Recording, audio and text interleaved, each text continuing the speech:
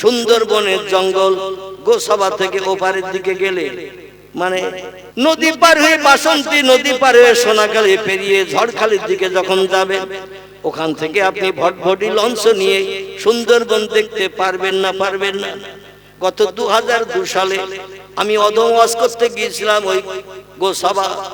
ওখানে একটি গ্রাম, নাম হলো তার চণ্ডীপুর। কি নাম বললাম? শুধু আমি একা নই, ফুরফুরা শরীফের টপ র্যাঙ্কের বক্তা, যে নিজের গলার এলাহান শুনে মানুষ চোখের পানিতে বুক ভাসায়। আল্লাহ গলার সর্টন এলাহানটা মধুর করে বানিয়ে দিয়েছেন। নাম হলো তার পীর ওমর সিদ্দিকী সাহেব। দেখেছেন ওনাকে? ওনার নাম শুনেছেন অনেকে? ইনি ছিলেন এবং আমি অধম ছিলাম, দুইজনে একসঙ্গে চণ্ডীপুর। যে ছেলেটি দাওয়াত করেছিল তার ডাক নাম ছিল বাবলু। কি নাম বললাম? বাবলু। ওই চণ্ডীপুরের একটা সম্মানীয় গোত্রের মানুষ, মাদ্রাসা মসজিদ সব তাদেরই হাত বরাবর তৈরি। তারা একটু ধনিক শ্রেণীর মানুষ, ওরা সব মসজিদ মাদ্রাসা বানিয়েছে। আর প্রতি বছর ফুরফুরা শরীফের ওমর সিদ্দিকী হুজুরকে প্রায় নিয়ে আসেন, অন্য পীরজাদাদেরও নিয়ে আসেন। সেই বছর আমি অদম ছিলাম, ফুরফুরার পীর ওমর সিদ্দিকী ছিলেন। সকালবেলা বলছেন, হুজুর চলেন আপনাদের একটু সুন্দরবন দেখে নিয়ে আসবো, আমাদের ভটভটিত করে। সকালবেলা 2002 সালের কথা বলছি। জিজ্ঞাসা করবেন ওমর সিদ্দিকী হুজুর এখনো বেঁচে আছে, তত্ত্বটা সত্য কি মিথ্যা যদি আপনাদের এলাকায় কোথাও আসে জিজ্ঞাসা করবেন। 2002 সাল, যে বছর আমি প্রথম নবীজির দেশ দেখতে গিয়েছিলাম হজে, ওমর সিদ্দিকী হুজুরও ওই বছর প্রথম নবীজির দেশ দেখতে গিয়েছিলেন হজে, তার আগে জানলেন। তো আমাদের ভটভটিত করে উঠিয়ে নিল, খুব সংক্ষেপ করে বলছি। ওরা মাছ নিল, মুরগি নিল, চাল নিল, আর গ্যাস সিলিন্ডার নিয়ে আমাদের নিয়ে যাচ্ছেন জঙ্গল দেখাতে। তো চণ্ডীপুর থেকে নদীর ধারে আমরা উঠলাম ভটভটিতে। ওমর সিদ্দিকী হুজুরের আবার দুটি মেয়েও ছিল। ওনার দুটি মেয়ে তখন ওই 9-10 বছর এইরকম বয়স হবে, কিংবা 8-9 হবে, 1-8 বছর কম বেশি হতে পারে। এবং হুজুরের সঙ্গে আরেকজন ছিলেন, নাম তার ওলিয়ার রহমান, মিনাখাই বাড়ি। ওই মিনাখা গোলদারদের বাড়ির ওখানে বাড়ি, এখনো যে হুজুরের সঙ্গে থাকে, ওলিয়ার রহমান এও ছিল। তো একসঙ্গে ভটভটিতে যাচ্ছি, যেতে জঙ্গলের পাশ দিয়ে ভটভটি চালিয়ে টালিয়ে সন্ধ্যার দিকে, সেই সকাল থেকে নিয়ে সন্ধ্যা পর্যন্ত মাঝখানে বড় বড় দ্বীপ জঙ্গল, চতুর্দিকে নদীর ধার দিয়ে ঘুরিয়ে নিয়ে যাচ্ছে। ফিরে এসছি তখন আসরের সময় পেরিয়ে গেছে। আসবো বাসন্তীতে, ভটভটিতে আমাদের তুলে দেবে। আমারও গাড়ি ছিল ওখানে, হুজুরেরও গাড়ি ছিল ওখানে বাসন্তী, মানে সোনাখালীর পারে। হুজুর নামার সময় বলছে কালাম, সব হলো ঠিক এইভাবে আমার নাম ধরে বলছে কালাম। আমি জি হুজুর। বলছে সব হলো বাবা, কিন্তু সে আসল জিনিসটা তো দেখা হলো না। তো আমি মনে মনে চিন্তা ভাবনা করছি, বুনসর দেখলাম, হরিণ দেখলাম, খরগোশ দেখলাম, জঙ্গলি মুরগি দেখলাম, বানর দেখলাম, অনেক কিছু তো দেখলাম, তো আসল জিনিস কি তা তো বুঝতে পারছি না। তো হুজুর বলছে বুঝতে পেরেছো বাবা? আমি বলছি না হুজুর বুঝতে পারিনি। বলছে সেই বাঘ তো দেখা হয়নি বাবা, আমার দুটো মেয়ে এসে বাঘ দেখার জন্য। হুজুরের দুটো মেয়ে বলছে বাঘ দেখার জন্য, সে কিন্তু বাঘ তো দেখা হলো না। তো বাবলু মিয়া বলছে হুজুর বাঘ সব দিন নদীর ধারে আসে না, আর বাঘ নদীর ধারে আসে লঞ্চে ভটভটিতে যারা থাকে এদের জন্য শুভ সংবাদ নয়, বরং ওই জঙ্গলের পাশ দিয়ে ভটভটি নৌকা চলে। আর বাঘ যদি একবার ওই নদীর ধারে আসে, ও সাতরিও পর্যন্ত এসে ভটভটি থেকে নৌকা থেকে মানুষ ধরে নিয়ে জঙ্গলে চলে যায়। হুজুর বেয়াদবি নেবেন না, যদি বাঘ আসতো আর যদি সাতরি আমাদের নৌকায় ভটভটিতে উঠতো, কি বিপদ হতো তার ঠিক নাই। কিন্তু আল্লাহর দুইজন ওলি বান্দার নাম আপনারা কম বেশি শুনে থাকবেন। একজনের নাম ফুরফুরা শরীফের প্রতিষ্ঠাতা, আমাদের সিলসিলার প্রতিষ্ঠাতা, নাম তার আবু বকর সিদ্দিকী আল কুরাইশি। তার প্রধানতম খলিফা ছিলেন যিনি, নাম তার বসিরহাটের আল্লামা রুহুল আমিন রাহমাতুল্লাহ আলাইহি। নাম শুনেছেন দুইজনের? এই দুইজন এ দুজনা আল্লাহর আপন ছিল না আল্লাহর সঙ্গে শত্রুতা করেছিল? আল্লাহর আপন ছিল। আল্লাহ বলছেন আমার দ্বারা আপন হবে, নবী বলছেন আমার দ্বারা আল্লাহর আপন হবে মান কানা লিল্লাহ, যে লোকটি আল্লাহর আপন হবে কানা আল্লাহু লাহু, আল্লাহ তাদের আপন হয়ে যাবে। পৃথিবীর কোন সৃষ্টির বাবার ক্ষমতা নাই তাদের একটা পশমের ক্ষতি করতে পারে, আমি আল্লাহ তাদের হেফাজত করি। জোরে বলুন একটু সুবহান। আচ্ছা, আমরা কেমন আল্লাহর আপন আগে প্রথমে একটু যাচাই করে নেই, তারপর আমি শেষে তত্ত্বটা দিয়ে বক্তৃতা শেষ করবো ইনশাআল্লাহ। পরবর্তী বক্তা নিশ্চয়ই সময় মতো আসবেন। দেখতে দেখতে 12:30টার দিকে এগিয়ে যাচ্ছে ঘড়ির কাঁটা। আমরা আগে প্রথমে একটু যাচাই করি। আজকের আমরা মাথায় টুপি দিয়েছি, কারবা মুখে দাড়ি আছে, কারবা নাই, কারবা গায়ে হাঁটুর নিচে লম্বা জামা। অধিকাংশ ব্যক্তির আছে না নাই? আছে না নাই? আছে। এগুলো হলো বিশ্ব নবীর আদর্শের অনুসরণ অনুকরণ করা। নবী বলছেন মান তামাসসাকা বিসুন্নতি ইনদা ফাসাদি উম্মতি ফালাহু আজরু মিআতা শহীদিন। জোরে বলুন একটু সুবহানাল্লাহ। নবী বলছেন যে লোকটি আমার সুন্নতের পায়রবি করে কবরস্থ হবে, এ আমার উম্মত মণ্ডলী সাহাবীরা শোনো, আমি মুহাম্মদ রাসূল বলছি কানা মাই ফিল জান্নাহ, সেই লোকটার আমি আল্লাহর বেহেশতের ভিতরে এক জায়গায় বসে সুখ ভোগ করব। জোরে বলুন সুবহানাল্লাহ। নবীর বাহ্যিক সুন্নত হলো তিনটি। একটি হলো মাথার টুপি, 2 নম্বর হলো মুখের দাড়ি, এই যে মুখের দাড়ি, 3 নম্বর হলো হাঁটুর নিচের লম্বা জামা। হাটে মাঠে পথে রাস্তাঘাটে, জামার বাড়ি শ্বশুর বাড়ি, যেখানেই যাই নবীর সুন্নতটা নিয়ে যদি যাই।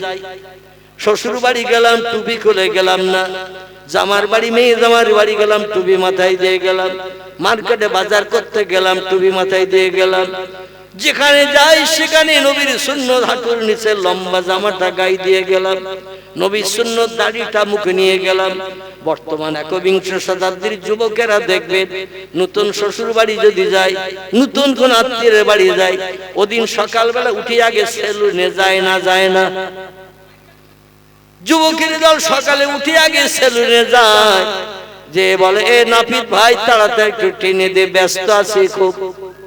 নাপিত বলছে গত পরশুদিন তুমি এসেছিলে টেনে দিয়েছিলাম, আজকের আবার কেন? হঠাৎ বন্ধুর বোনের বিয়ে, হঠাৎ ধরা বিয়ে নিমন্ত্রণ করেছে গতকাল রাতে। বন্ধু আমার মহব্বতের লোক, আমিও তার মহব্বতের লোক। তার বোনের বিয়েতে যদি না যাই তাহলে বন্ধুত্ব থাকবে না, এই জন্য এসেছি তোমার কাছে একটু টেনে দে। নাপিত বলছে একটু একটু গোড়া বেরিয়েছে, এখন তো লম্বা হয় নাই।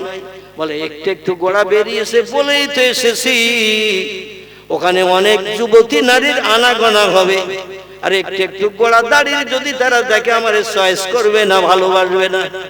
এই জন্য একেবারে ছাপ্পা বানর হনুমান মার্কা চেহারা যাতে হয়, একটু টেনে দে। নাপিত বলে এইরকম সপ্তাহ সপ্তাহ যদি বন্ধুর বোনের নিমন্ত্রণ পড়ে তাহলে আমার সংসারটার অচল হবে না। সপ্তাহে 2 দিন 3 দিন করে আসলে আমার সংসারটা চলবে ভালো। বন্ধু বান্ধবদের অনুরোধ করব, যারা চুল টুল কাটতে আসবে, দাড়ি কাটতে আসবে, নিমন্ত্রণ যেন তোমার ঘন ঘন করে। নবী বলছেন মান কাতাল্লাহিয়া ফাকাতালানি, আমার যে উম্মত তার দাড়িতে খুরকেছি দিল, দাড়ি কর্তন করে বানর হনুমান মার্কা সেজে গেল, ফাকাতালানি, ওই লোকটি আমি মুহাম্মদ আমারে মার্ডার করে দিল। আমার সুন্নত হলো দাড়ি, আমার সুন্নত হলো মাথার টুপি, আমার সুন্নত হলো হাঁটুর নিচে লম্বা জামা। এই তিনটির কোন একটি জিনিস যদি কোন উম্মত জলাঞ্জলি দেয়, দেহের থেকে যদি পরিত্যাগ করে, নবী বলছেন ফাকাতালানি, সে যেন আমারে মার্ডার করে দিল। আচ্ছা, নবীরে যে প্রাণনাশ করবে, মার্ডার করবে, ওই লোকটির ঠিকানা জান্নাত হবে না জাহান্নাম হবে? কি হবে? জাহান্নাম হয়ে যাবে। বিশ্বনবী বলছেন মান আহাব্বা সুন্নতি ফাকাদ আহাব্বানি, যে আমার সুন্নত ভালোবাসবে, পছন্দ করবে, বাস্তব জীবনে রূপদান করে চলবে, ফাকাদ আহাব্বানি, সে আমি মুহাম্মদ আমারে ভালোবাসলো, আমার সঙ্গে বন্ধুত্ব তৈরি করলো। ওমান আহাব্বানি কানা মাই বিল জান্নাহ, আজ আমারে ভালোবেসে আমার সুন্নতের পায়রবি করলো, যেখানে যায় টুপি খোলে না, যেখানে যায় দাড়ি কেটে যায় না, যেখানে যায় হাঁটুর নিচে লম্বা জামা খুলে যায় না, পরিত্যাগ করে যায় না। খুতবা ইবনে নাবাতা এর ভিতরে 12 মাসে তিনি 60টি খুতবা লিপিবদ্ধ করেছেন। কোন মাসে কেমন তথ্য, কোন মাসে কেমন ঘটনা ঘটেছে এগুলো উল্লেখ করে তিনি খুতবার ভিতরে লিপিবদ্ধ করেছেন। গত শুক্রবার যে জুমা চলে গেল, এই জুমার খুতবা যদি খুতবা ইবনে নাবাতা আল্লামা খলিলুর রহমান সাহেবের লেখা কিতাব আপনি যদি আলগা করেন, বাংলা অনুবাদ করা রয়েছে, দেখবেন তার ভিতরে লিপিবদ্ধ হয়েছে। আল্লাহ পাক বলছেন ফেরেশতারা আমার দুনিয়ায় বাস করবে, আমার নেয়ামত খাবে, আমার অনুদান বিবি বাচ্চা নিয়ে সংসার জীবনে সুখ ভোগ করবে, আমার মুয়াজ্জিনের আযানে কান দেবে না, মসজিদে জামাতে শরীক হবে না, চায়ের দোকানে মিষ্টির দোকানে বসে বসে আনন্দ ফুর্তি করবে, গল্প গুজব করবে, ক্যারাম বোর্ডে অ্যাকশন করবে, তাসে আড্ডায় অ্যাকশন করবে, মসজিদে জামাত হয়ে যাবে, জামাতে যাবে না। শরীয়তের ফতোয়ার কিতাব এসেছে, ফতোয়ায়ে দুররে মুহতার, ফতোয়ায়ে কাজী খান, ফতোয়ায়ে মহির, ফতোয়ায়ে আলমগীর, এভাবে ফতোয়ায়ে মারাকিউল ফালা বিখ্যাত বিখ্যাত ফতোয়ার কিতাব এসেছে। সব লেখকরা একমত হয়ে লিপিবদ্ধ করেছেন। মানুষ আল্লাহর হুকুমের মর্যাদা যদি না দেয়, আল্লাহর যা কোরআনের বিধান যদি বাস্তবে রূপদান না করে, অবশ্যই তার ঠিকানা হবে জাহান্নাম। আর জাহান্নামে যখন ফেরেশতারা গলায় লোহার শিকলের দড়ি পরিয়ে দিয়ে হড়হড় করে গরু ছাগলের মতো টানতে টানতে যখন নিয়ে চলে যাবে, জাহান্নামের মাঠে নিক্ষেপ করে বেঁধে রেখে দেবে। গলায় দেবে লোহার শিকলের দড়ি। আমরা গরু ছাগলের গলায় কিসের দড়ি দেই? আগে দিতাম পাটের দড়ি, এখন বর্তমানে দেই লাইলনের দড়ি, ঠিক কি না? কিন্তু লোহার শিকলের দড়ি কি গরু ছাগলের গলায় দেয়া হয়? আল্লাহ যে দড়ি ছিঁড়ে যাতে বান্দা বেরিয়ে যেতে না পারে, এই জন্য লোহার শিকলের দড়ি গলায় পরানো হবে। গরু ছাগলের মতো অপরাধী সাব্যস্ত হওয়ার কারণে কুল্লামা নুদিজাত জুলুদুহুম, আর জাহান্নামে যখন নিক্ষেপ করা হবে, ওদের গায়ের গোশত চামড়ার চর্বিগুলো জাহান্নামের কঠিন আগুন দিয়ে পুড়িয়ে পুড়িয়ে কয়লার মতো ঝরিয়ে ফেলা হবে। জাহান্নামের আগুন কড়া করে বানানোর জন্য আল্লাহ ফেরেশতাদের বললেন 1000 বছর ধরে আগুন জ্বালাও, 1000 বছর ধরে আগুন জ্বালাও, জ্বালিয়ে একটু কড়া করো, দেখবেন তালের রস, খেজুরের রস, আখের রস জ্বালালে গুড় হয় না? হয় না? আচ্ছা, রসের কালার গুড়ের কালার এক? রসের কালার আর গুড়ের কালার এক? রসের কালার আলাদা, যখন গুড় হয়ে যায় কালার আলাদা, ঠিক কি না? আল্লাহ বলছেন কঠিন কড়া করার জন্য জ্বালাও 1000 বছর ধরে। আল্লাহর হুকুম ফেরেশতারা মানে না? মানে না? আল্লাহর হুকুম ফেরেশতারা মানে না? মানে না? কোরআন বলছি ওয়া মালাইকাতুন গিলাজুন শিদাদুন লা ইয়াসুনাল্লাহা মা আমারাহুম ওয়া ইয়াফআলুনা মা ইউমারুন। জোরে বলুন একটু আল্লাহু আকবার। আল্লাহ বলেন ফেরেশতাদের আমি এমন সাজে এমন ধাসে নূর দিয়ে বানিয়েছি, ফেরেশতারা খায় না, ঘুমায় না, পেশাব করে না, পায়খানা করে না, বিবির সঙ্গে মিলন করে জীবন যৌবনে খোদা নিবৃত্তি করে না। ফেরেশতারা 24 ঘন্টা আমার হুকুম তামিলে ব্যস্ত, আমার হুকুমের মর্যাদা দেওয়ার জন্য অপেক্ষায় থাকে। আল্লাহ পাক বলছেন আমার ফেরেশতাদের এমন সাজে এমন ধাসে বানিয়েছি, যখন যেটা বলি সঙ্গে সঙ্গে সেটা বাস্তবে রূপদান করে। লা ইয়াসুনাল্লাহা মা আমারাহুম, আমার হুকুমকে পালন করার জন্য ওরা পাগল পারা হয়ে থাকে। আমি যখন যেটা বলি সঙ্গে সঙ্গে সেটা বাস্তবে রূপদান করে।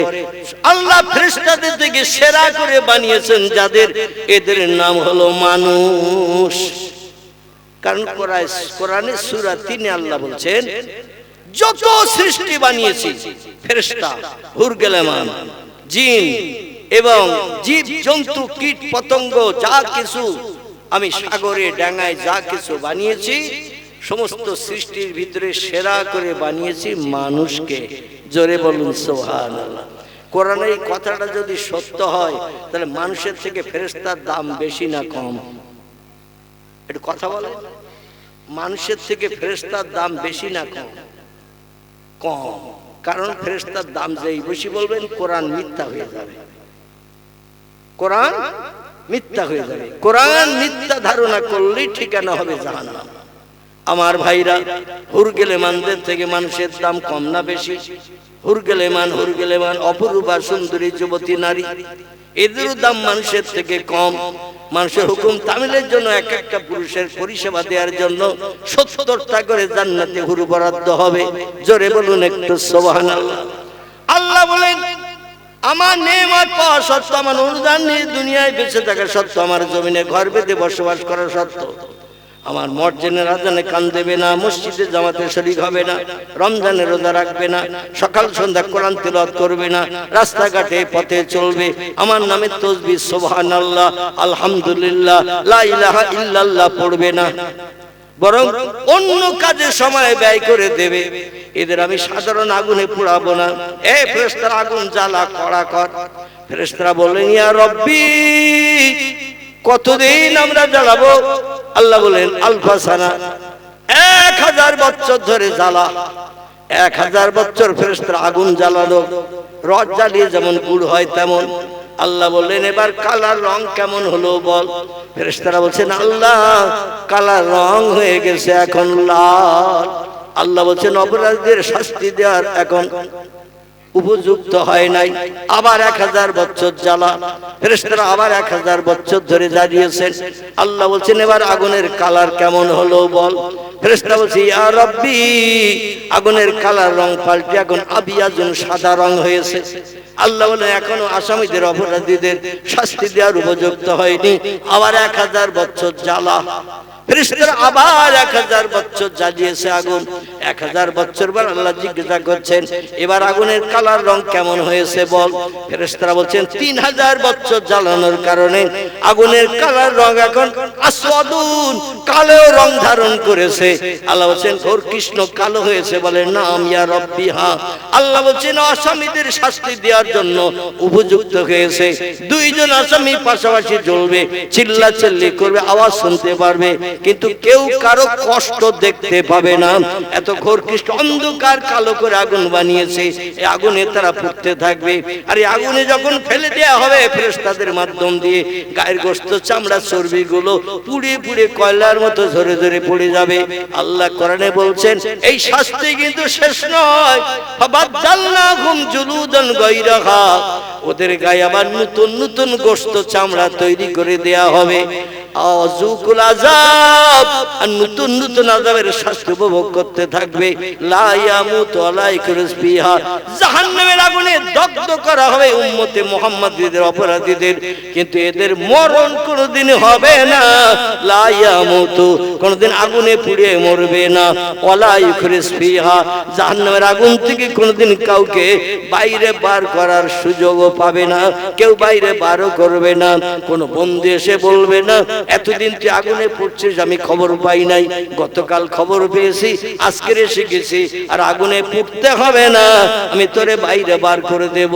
এমন বন্ধু কোন ব্যক্তির হাসরের মাঠে বিচারের পরে কোন ব্যক্তির পাশে কেউ যে দাঁড়াবে নাকি? দাঁড়াবে? কেউ হবে না, হবে না, হবে না। ওহুম ফিহা খালিদুন, মরণ একটা বার হয়েছে, পৃথিবীর মরণ। এই পৃথিবীর মরণের পরে মরণ আর কারো কোনোদিন হবে না। যে আগুনে পড়বে সেও জিন্দাবস্থায় থাকবে, যে জান্নাতে হুরগেলেমান তিনি আনন্দ ভর্তি করবে সেও জান্নাতের ভিতরে কোটি কোটি বছর জিন্দাবস্থায় থাকবে। অহুম ফিহা খালিদুন, যুগ যুগ যুগ যুগ যুগ যুগ ধরে, কোটি কোটি কোটি কোটি কোটি বছর ধরে ওরা দগ্ধ হতে থাকবে। একদিনে জান্নাতীরা কোটি কোটি কোটি কোটি বছর জান্নাতে সুখ ভোগ করতে থাকবে। আমার আল্লাহ পাক রব্বুল আলামিন সেদিন কাহার নাম নিয়ে, কাহার নাম নিয়ে, জাব্বার নাম নিয়ে হাসরের মাঠে বিচার শুরু করবেন। কারো চেহারার দিকে পর্যন্ত সুনজরে তাকাবেন না। পয়গম্বরের জবানি, মুসলিম শরীফের হাদিস, আল্লাহ নবী বলছেন, ইন্নাল্লাহা লা ইয়ানজুর ইলা সুওয়ারিকুম ওয়া আমওয়ালিকুম ওয়ালাকিন ইয়ানজুর ইলা কুলুবিকুম ওয়া আমালিকুম, রাওয়াহু মুসলিম। আল্লাহ নবী 1450 বছর আগে জানিয়ে দিয়েছেন, ইন্নাল্লাহ, নিশ্চয়ই আল্লাহ পাক, লা ইয়ানজুর, কোন বান্দার দিকে হাসরের মাঠে নজর করে তাকাবেন না। আমওয়ালাকুম, টাকা পয়সা ধন সম্পত্তি অগাধ ছিল, 200-500 বিঘে জমি ছিল, 10 তলা বিল্ডিং ছিল, 4খানা গাড়ি ছিল, পৃথিবীতে বড় ব্যবসা ছিল, এই দুনিয়ায় গর্ব অহংকার দর্প করে চলেছিল, কিন্তু হাসরের মাঠে কিয়ামতের মাঠে কিছুই তার সঙ্গী হবে না।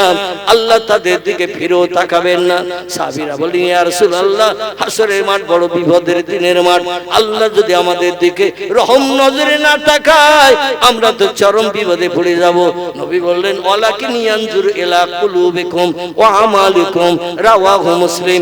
ইমাম মুসলিম বিন হাজ্জাজ রাহমাতুল্লাহ আলাইহি এই হাদিসটি ওনার লিখিত কিতাবে লিপিবদ্ধ করেছেন। পয়গম্বর বলেন, সাহাবীরা শোনো, যে লোকের অন্তরাত্মা ভালো হবে, মিথ্যা কথা বলে না, চুরি ডাকাতি করে না, ছিনতাই গুন্ডামি করে না, কটু কথায় কাউরে গালি দেয় না, কারো গালে চড় মারে না, কারো অর্থ আত্মসাৎ করে না, গরিব এতিমের ফাঁকি দিয়ে খায় না, কোনো ব্যক্তির প্রাণ নাশ করে না, কোনো বিধবার দরজার কড়া রাজ্যটায় যে নাড়া দিয়ে টাকার বিনিময়ে যৌবনের ক্ষুধা নিবৃত্তি করে ঘরে ফেরে না, যার অন্তরাত্মা ভালো হবে, ও আমালিকুম, সৎ আল্লাহর কোরআন মোতাবেক সৎ আমল যারা করবে, ভালো ভালো কাজ যারা করবে, আল্লাহ তাদের দিকে রহমতের নজরে তাকাবেন, এদের ঠিকানা হবে জান্নাত। জোরে বলুন একটু সুবহানাল্লাহ। নারায়ে তাকবীর, নারায়ে তাকবীর। আমার ভাইরা, আমি বক্তৃতার শেষ অঙ্কে এবারে নিয়ে যাব, একটু তত্ত্ব পরিবেশন করে। এত সময় কোরআন হাদিসের আলোকমালায় আপনাদের মগজ সাফ করার জন্য একটু ট্রাক্টর দিয়েছি। এবার আসুন, আমি আপনাদের মগজ আরো পরিষ্কার করার জন্য আমি অধম, আল্লাহ কবে ডাক দেবে জানি না, চলে যাব। চলে যাওয়ার পরিস্থিতি তো পূর্বে 4 বছর আগে হয়েছিল। আল্লাহ পাক অধমকে আবার চেয়ারে বসার সুযোগ দিয়েছেন। তাই মশিহারার যুবক ভাইদের কাছে, বাবাজিদের কাছে, আমার সমতুল্য বয়স্ক যারা, বর্তমান আমার বয়স এখন 66 বছর চলছে, আমার থেকে বেশি বয়স কিংবা আমার সমসাময়িক বয়স যারা, যখন তখন আল্লাহ আজরাইল পাঠিয়ে ডাক দিতে পারে না, পারে না, পারে না, পারে না। আপনি আমি যদি আমাদের ভারতের প্রধানমন্ত্রী নরেন্দ্র মোদী নোট বাতিল করে, বানচাল করে 2000 টাকার নোট বার করেছিল না, প্রথম যখন নোট বন্দি করেছিল, 500 টাকার নোট, 1000 টাকার নোট ব্যান করে দিয়ে নতুন নোট বার করেছিল না? এই নতুন নোটে 2000 টাকার নোট বেরিয়েছিল না, বার হয় না, 2000 টাকার নোট। এখন যদি হন্য ছেলের মতো ঘুরে বেড়ান, একটা 2000 টাকার নোট পাবেন, পাবেন? সব আন্ডারগ্রাউন্ড হয়ে বস্তাবন্দি হয়ে গেছে, এ এখন আর বাজারে চালু নাই।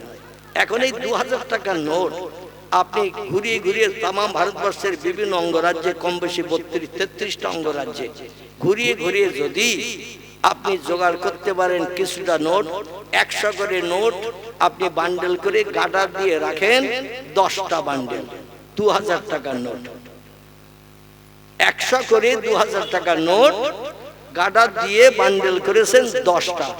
আচ্ছা, 10টা বান্ডেলে কত টাকা হবে? তাবারুক হবে না? সামান্য একটুখানি তথ্য জানতে চাইছি, তো আপনারা চুপ করে বসে রয়েছে। মন কি বাড়ি ঘরে হারিতে না খোকার মার কাছে? 100 করে নোট 2000 টাকা, 10টা বান্ডেল, কত টাকা হবে মোট? আলহামদুলিল্লাহ, আলহামদুলিল্লাহ। আমার ভাইয়ের মগজটা এখানে আছে, আর আপনারা যারা বসে আছেন মগজ কোথায় আছে জানি না, মানে হিসাব করতে যে হয়তো মাথা গরম হয়ে যাচ্ছে। হুজুর কি তথ্য ছিল? এই 20 লক্ষ টাকা আপনি যদি রেডি করে রাখেন, আজরাইল যেদিন আসবে ঘুষ দিয়ে ওরে ফেরত পাঠিয়ে দেব। 20 লক্ষ টাকা, 10টা বান্ডেল, 2000 টাকার নোট। আজরাইল একদিন যদি এসে হাজির যায়, দিয়ে বলে, আল্লাহর বান্দা মৌলভী আবুল কালাম রেডি হ। আচ্ছা, আজরাইল আসলে কোনদিন তাকে ফেরত দিতে পেরেছে কেউ? ফেরত দিতে পেরেছে? আপনারা তো না বললেন, কিন্তু ইতিহাস হালকা করে দেখা যায় কয়েকজন ব্যক্তি আজরাইলকে ফেরত পাঠিয়েছে। তবে তারা খোদাদ্রোহী নয়, তারা ছিল পৃথিবীতে 2টি দলের মানুষের ভিতরে এক দল। 2টি দলের মানুষের ভিতরে একটি দল, এই দলের নাম হলো নবী আম্বিয়ার দল। 2টি দলের ভিতরে আরেকটি দলের মানুষ, এদের নাম হলো ওলি আউলিয়ার দল। এই 2টি দলের মানুষ আজরাইলকে মাঝে মাঝে ফেরত পাঠিয়েছে। জোরে বলুন একটু সুবহানাল্লাহ। তপ করে আপনারা তো বললেন ফেরত পাঠানো যাবে না। পৃথিবীতে দুটি দলের মানুষ আজরাইলকে ফেরত পাঠিয়েছে। একটি দলের নাম হলো নবী আম্বিয়ার দল, একটি দলের নাম হলো ওলি আউলিয়ার দল। নবীর দলের ভিতরে একজন নবী, নাম তার মুসা কালিমুল্লাহ আলাইহিস সালাম। নবীর ভিতরে একজন নবী, নাম হলো তার মুহাম্মাদুর রাসূলুল্লাহ। নবীর ভিতরে একজন নবী, নাম তার হযরতে সুলাইমান আলাইহিস সালাম। এরা আজরাইলকে মাঝে মাঝে ফেরত পাঠিয়ে দিয়েছেন, চাবি মোড়া দিতে দেয়নি।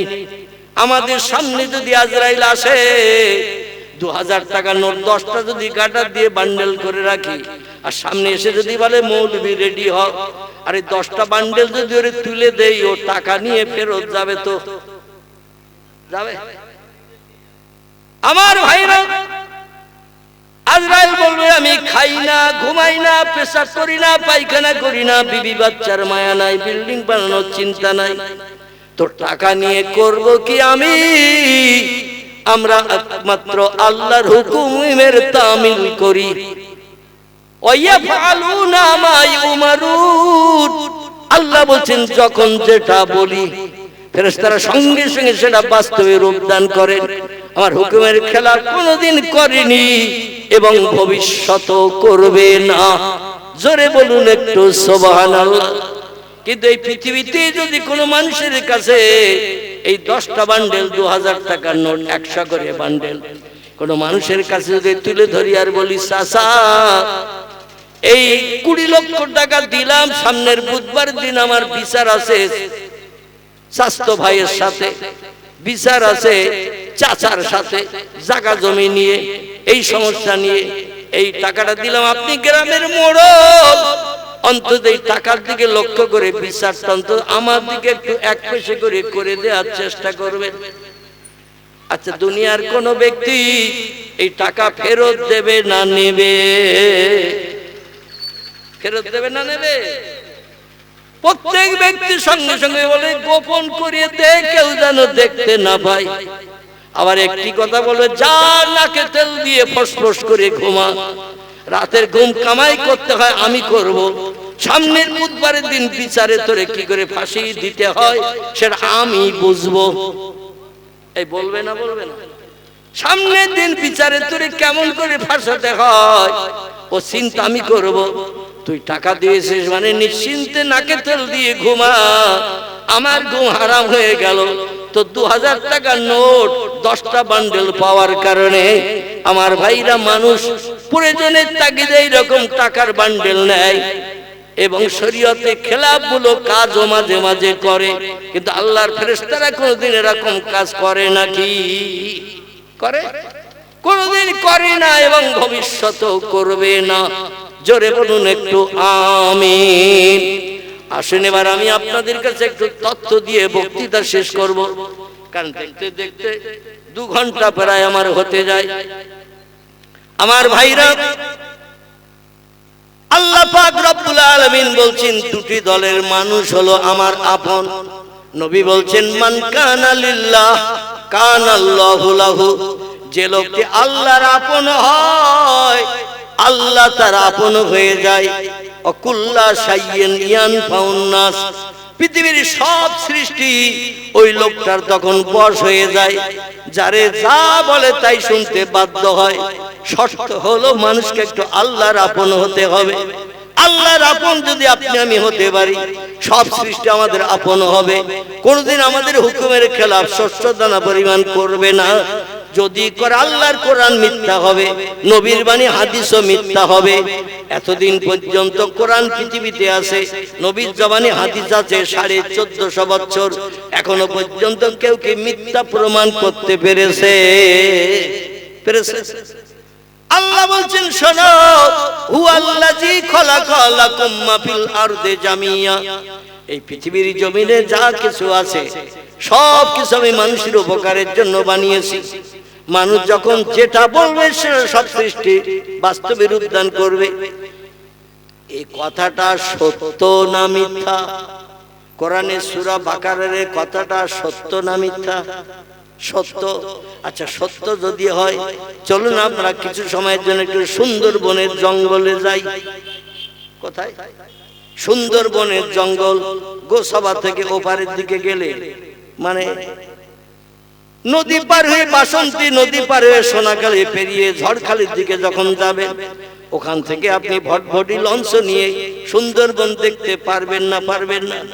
গত 2002 সালে আমি অদম ওয়াজ করতে গিয়েছিলাম ওই গোসভা। ওখানে একটি গ্রাম নাম হলো তার চণ্ডীপুর। কি নাম বললাম? শুধু আমি একা নই, ফুরফুরা শরীফের টপ র্যাঙ্কের বক্তা যে নিজের গলার এলাহান শুনে মানুষ চোখের পানিতে বুক ভাসায়। আল্লাহ গলার সর্টন এলাহানটা মধুর করে বানিয়ে দিয়েছেন। নাম হলো তার পীর ওমর সিদ্দিকী সাহেব। দেখেছেন ওনাকে? ওনার নাম শুনেছেন অনেকে? ইনি ছিলেন এবং আমি অধম ছিলাম, দুইজনে একসঙ্গে চণ্ডীপুর। চণ্ডীপুর যে ছেলেটি দাওয়াত করেছিল তার ডাক নাম ছিল বাবলু। কি নাম বললাম? বাবলু। বাবলু ওই চণ্ডীপুরের একটা সম্মানীয় গোত্রের মানুষ, মাদ্রাসা মসজিদ সব তাদেরই হাত বরাবর তৈরি। তারা একটু ধনিক শ্রেণীর মানুষ, ওরা সব মসজিদ মাদ্রাসা বানিয়েছে। আর প্রতি বছর ফুরফুরা শরীফের ওমর সিদ্দিকী হুজুরকে প্রায় নিয়ে আসেন, অন্য অন্য পীরজাদাদের নিয়ে আসেন। সেই বছর আমি অদম ছিলাম, ফুরফুরার পীর ওমর সিদ্দিকী ছিলেন। সকালবেলা বলছেন, হুজুর চলেন আপনাদের একটু সুন্দরবন দেখে নিয়ে আসবো, আমাদের ভটভটিত করে। সকালবেলা 2002 সালের কথা বলছি। জিজ্ঞাসা করবেন ওমর সিদ্দিকী হুজুর এখনো বেঁচে আছে, তত্ত্বটা সত্য কি মিথ্যা যদি আপনাদের এলাকায় কোথাও আসে জিজ্ঞাসা করবেন। 2002 সাল, যে বছর আমি প্রথম নবীজির দেশ দেখতে গিয়েছিলাম হজ করতে, ওমর সিদ্দিকী হুজুরও ওই বছর প্রথম নবীজির দেশ দেখতে গিয়েছিলেন হজ পাকে, তার আগে জানলেন। তো আমাদের ভটভটিত করে উঠিয়ে নিল, খুব সংক্ষেপ করে বলছি। ওরা মাছ নিল, মুরগি নিল, চাল নিল, আর গ্যাস সিলিন্ডার নিল, নিয়ে আমাদের নিয়ে যাচ্ছেন জঙ্গল দেখাতে। তো চণ্ডীপুর থেকে নদীর ধারে আমরা উঠলাম ভটভটিতে। ওমর সিদ্দিকী হুজুরের আবার দুটি মেয়েও ছিল। ওনার দুটি মেয়ে তখন ওই 9-10 বছর এইরকম বয়স হবে, কিংবা 8-9 হবে, 1-8 বছর কম বেশি হতে পারে। এবং হুজুরের সঙ্গে আরেকজন ছিলেন, নাম তার ওলিয়ার রহমান, মিনাখাই বাড়ি। ওই মিনাখা গোলদারদের বাড়ির ওখানে বাড়ি, এখনো যে হুজুরের সঙ্গে থাকে ওলিয়ার রহমান এও ছিল। তো একসঙ্গে ভটভটিতে যাচ্ছি, যেতে যেতে জঙ্গলের পাশ দিয়ে ভটভটি চালাচ্ছে। চালিয়ে টালিয়ে সন্ধ্যার দিকে, সেই সকাল থেকে নিয়ে সন্ধ্যা পর্যন্ত মাঝখানে বড় বড় দ্বীপ জঙ্গল, চতুর্দিকে নদী, নদীর ধার দিয়ে ঘুরিয়ে ঘুরিয়ে নিয়ে যাচ্ছে। ফিরে এসছি তখন আসরের সময় পেরিয়ে গেছে। আসবো বাসন্তীতে, ভটভটিতে আমাদের তুলে দেবে। আমারও গাড়ি ছিল ওখানে, হুজুরেরও গাড়ি ছিল ওখানে বাসন্তী, মানে সোনাখালীর পারে।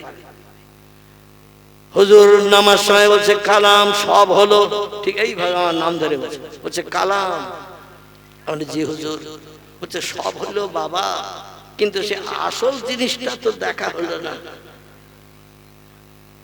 তো আমি মনে মনে চিন্তা ভাবনা করছি, বুনসর দেখলাম, হরিণ দেখলাম, খরগোশ দেখলাম, জঙ্গলি মুরগি দেখলাম, বানর দেখলাম, অনেক কিছু তো দেখলাম, তো আসল জিনিস কি তা তো বুঝতে পারছি না। তো হুজুর বলছে বুঝতে পেরেছো বাবা? আমি বলছি না হুজুর বুঝতে পারিনি। বলছে সেই বাঘ তো দেখা হয়নি বাবা, আমার দুটো মেয়ে এসে বাঘ দেখার জন্য। হুজুরের দুটো মেয়ে বলছে বাঘ দেখার জন্য, সে কিন্তু বাঘ তো দেখা হলো না। তো বাবলু মিয়া বলছে হুজুর বাঘ সব দিন নদীর ধারে আসে না, আর বাঘ নদীর ধারে আসে লঞ্চে ভটভটিতে যারা থাকে এদের জন্য শুভ সংবাদ। শুভ সংবাদ নয়, বরং ওই জঙ্গলের পাশ দিয়ে ভটভটি নৌকা চলে, আর বাঘ যদি একবার ওই নদীর ধারে আসে, ও সাতরিও পর্যন্ত এসে ভটভটি থেকে নৌকা থেকে মানুষ ধরে নিয়ে জঙ্গলে চলে যায়।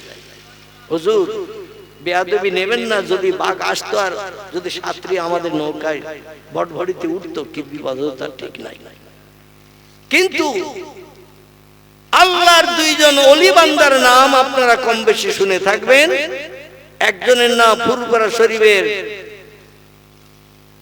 প্রতিষ্ঠাতা, আমাদের সিলসিলার প্রতিষ্ঠাতা, নাম তার আবু বকর সিদ্দিকী আল কুরাইশি। তার প্রধানতম খলিফা ছিলেন যিনি, নাম তার বসিরহাটের আল্লামা রুহুল আমিন রাহমাতুল্লাহ আলাইহি। নাম শুনেছেন দুইজনের? এই দুইজনা এ দুজনা আল্লাহর আপন ছিল না আল্লাহর সঙ্গে শত্রুতা করেছিল? আল্লাহর আপন ছিল। আল্লাহ বলছেন আমার দ্বারা আপন হবে, নবী বলছেন আমার দ্বারা আল্লাহর আপন হবে মান কানা লিল্লাহ, যে লোকটি আল্লাহর আপন হবে কানা আল্লাহু লাহু, আল্লাহ তাদের আপন হয়ে যাবে। পৃথিবীর কোন সৃষ্টির বাবার ক্ষমতা নাই তাদের একটা পশমের ক্ষতি করতে পারে, আমি আল্লাহ তাদের হেফাজত করি। জোরে বলুন একটু সুবহান।